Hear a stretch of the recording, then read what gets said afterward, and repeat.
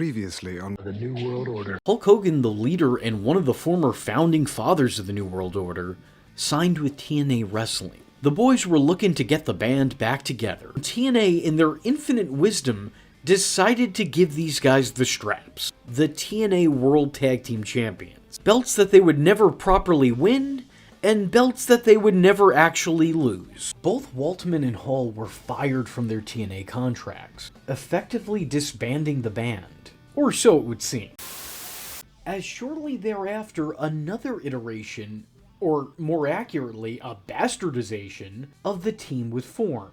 Nash relentlessly tried to reason with Hogan and Bischoff to bring his friends back into the company. But when neither budged, he instead set his sights on the company's founder, Jeff Jarrett, who had been very vocal about his dislike of the two and claimed that Nash was hurting the company by bringing them back into it. And that's when the man called Sting would make his return to the company, and surprisingly take his former Wolfpack teammate's side against the Authority. What's important to remember here is that Hogan, Bischoff, and Jarrett were being displayed as babyfaces at the time, which is weird enough as it is. But then to set Sting up to be a heel going up against them just makes this whole thing feel like it takes place in Bizarro Land. And I'm not talking about Canada.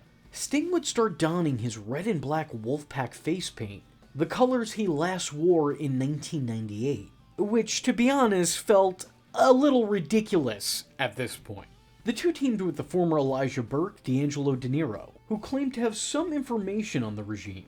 Why the Pope was suddenly aligned with the NWO Wolfpack in 2010 was anyone's guess, though I don't know anyone that cared enough to wager one. At the same time, Hogan, Bischoff, and Jarrett found a sacrificial lamb, an ally, in Samoa Joe, who was arguably in the worst period of his entire career. No shame in that, he's in good company here in this video. Eventually it was revealed that the band was right in their mistrust of management, as Hogan, Bischoff, and Jarrett would go on to form Immortal, which, to be fair, was a step up from whatever this was.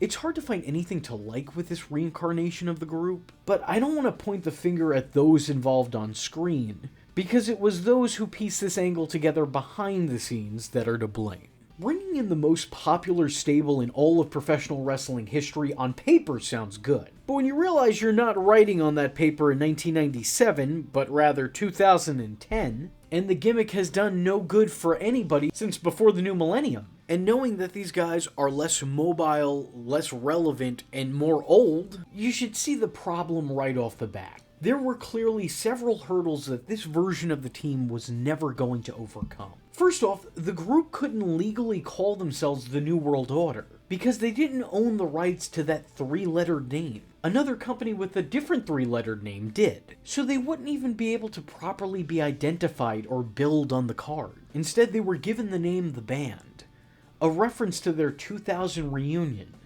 in which commentary stated that the band was getting back together. And sure, that's a clever way to reference them, but is this really the incarnation of the team that you want to be referencing? It's not even a callback to the group in their heyday. It's a callback to one of the worst periods in their career. A period which this period of time makes feel like a forgotten era. Another obvious thing they were up against was the passing of time. The gimmick which once set the wrestling world ablaze just didn't have the same spark that it once had. In 2010, no one was clamoring for another NWO reunion. The brand had endured far too much. We just wanted to remember the good old days and move on to something else. Anything else. We were all too far removed from this already. The pair that once had their finger on the pulse of what was relevant suddenly felt passé. But maybe most importantly, what this formation of the team had going against them was that these guys were clearly winding down with their in-ring work. They weren't working as fast or as often as they once did. They were years removed from their prime, both in terms of mobility and relevance. All due respect to those in the ring, but they shouldn't have been in that ring. At least not in this capacity. A fact which the company seemingly figured out by adding in additional members in Eric Young and later D'Angelo De Niro. Scott Hall specifically was in such bad shape that they had to employ creative workarounds to give him reasons that he couldn't compete, or alternatively, have him do the bare minimum in a match. Which is not me saying anything bad about the bad guy. He was an older man who had a lot of wear and tear on his body and was battling his own personal demons. The guy didn't have it easy, and unfortunately time was taking a toll.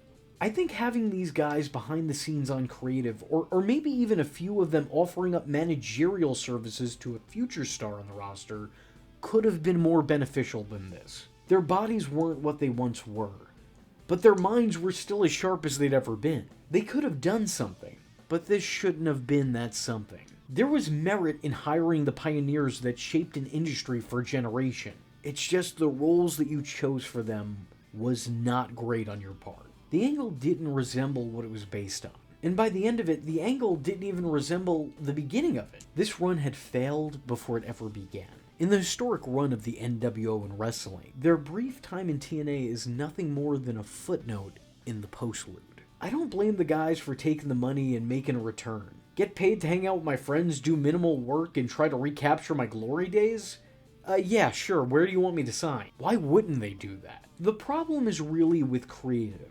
Because why would they do any of this? I get that they wanted to appeal to nostalgic 90s fans, but past their initial appearance, I don't think anything was accomplished. They didn't wind up putting anyone over in a big way. They didn't better the company through their involvement. They were just brought in as a cheap attempt to win over an audience during a cheap attempt at the Monday Night Wars. Past that, they didn't do anything of note. For better or worse, and believe you me, it's mostly worse, that was the NWO and TNA, and it was a waste of everybody's time. So if you like this video as much as I hated making it, and want to see more wrestling content here on the channel, maybe a video on more obscure NWO appearances, let me know in the comment section below by leaving a comment saying, "Does Wolfpack pride mean nothing to you?"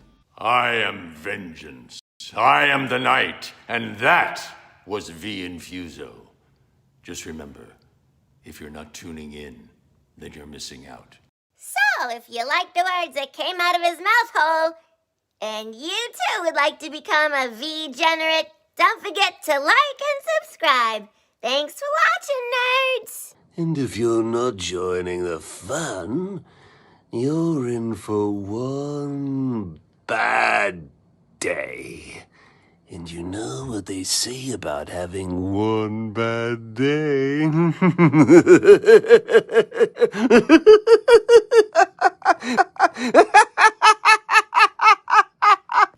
Catch him next time.